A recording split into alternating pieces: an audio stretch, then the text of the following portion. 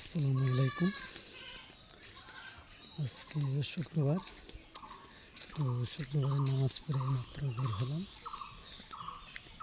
আমাদের গ্রামের যে রাস্তাঘাটগুলো সেগুলোই আপনাদেরকে একটু দেখাচ্ছি, দেখেন কত সুন্দর। আসলে শহরের আলো বাতাসে থেকে গ্রামে আসলে অনেক ভালো লাগে। আমি দীর্ঘদিন যাবৎ শহরে থাকছি। ধরতে গেলে আমার নিজস্ব এলাকা শহর, কারণ আমি 1 বছরের ভিতরে মোড়ে 7 থেকে 8 দিন আমি মনে হয় বাড়িতে ছিলাম, আর প্রায় সময় কিন্তু আমি শহরেই থাকি। তো এই যে আশেপাশে যে জমিগুলো দেখতে পাচ্ছেন, এগুলো হলো বাদাম। এই সময়ে অন্যরা যখন ভুট্টা চাষ করছে, এরা কিন্তু বাদাম চাষ করছে। তো দেখে অনেক ভালো লাগলো, তো আপনাদেরকে একটু দেখালাম। আরও পাশাপাশি যদি আপনাদেরকে দেখেন, এই পাশে কিন্তু নদী এবং সব জমিতে ভুট্টা চাষ করছে।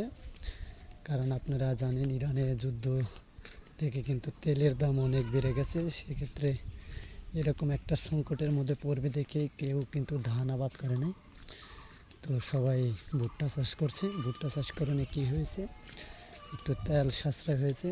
ধান চাষ করলে দীর্ঘদিন সব সময় তেল চাষ করা লাগতো। প্রত্যেক দিন ধানে কিন্তু তেল দিয়ে পানি দেওয়া লাগে।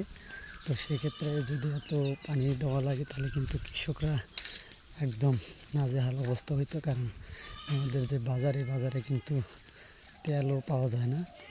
তো ভুট্টা হনে একটু সুবিধা হয়েছে, যদিও একবার পানি দিলে আর 1 মাস 15 দিন পর পানি দেওয়া লাগে। সেক্ষেত্রে আমাদের এলাকার মানুষ সবাই ভুট্টাটা চাষ বেশি করেছে। এবার আমাদের এদিকে ধান চাষ নাই বললেই চলে। গত বছর কিন্তু যে জমিগুলো পুরোটাই সব ধান ছিল, এবার কিন্তু সেই ধান চাষ করেনি। কারণ আমরা তো বাঙালি, অনেক চালাক জাতি। তো আমরা জানতাম যে এই ধরনের একটা কাঙ্ক্ষিত ঘটনা ঘটতে পারে, যে আগামীতে সামনে তেলের দাম বাড়বে। সেই জন্যই সবাই যে ভুট্টা চাষ করেছে। দেখেন, ভুট্টা আপনি যেই দিকে চোখ যাবে সব দিকে শুধু ভুট্টা আর ভুট্টা।